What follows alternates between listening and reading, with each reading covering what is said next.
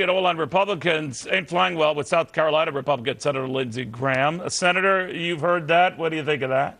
Well, I'm the ranking Republican on the Foreign Operations Subcommittee that funds the State Department, and that is a bunch of garbage. This is about a predictable. You talk about the fiscal cliff being a predictable event. What was predictable is that when you have a lack of security in Libya and the militias are not dealt with, that consulates and embassies will be attacked.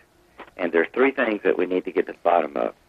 What was the real security footprint? Did people make a request and were they denied additional security?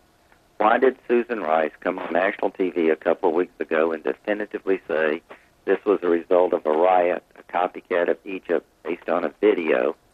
And did she say that based on intelligence for a 5-day?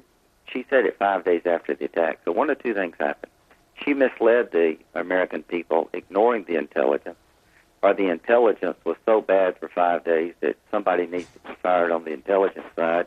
We can't trust the things they say about Iran. This is a very serious deal.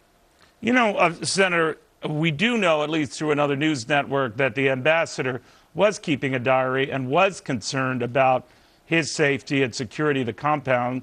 I don't think it's a huge leap to assume that he might have cabled the State Department words to that effect, or warnings, or pleas to that effect. Have you or fellow Republicans or you Democrats tried to get a hand on such cables and whether they indeed exist? Yeah, I just sent a letter with McCain and Senator Ayotte asking the intelligence community to account for what they were telling the State Department. And I asked Secretary Clinton at this classified briefing, what was the security footprint there? Did we have enough security? Did we meet the needs of the people on the ground? Did they ask for a certain level of security?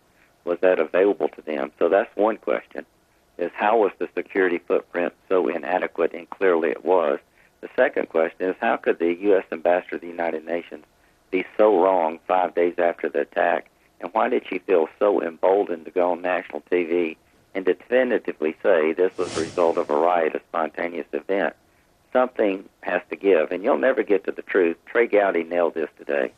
The people we need to testify is Susan Rice and the intelligence community. Without those two groups testifying, you're never going to get to the bottom of this.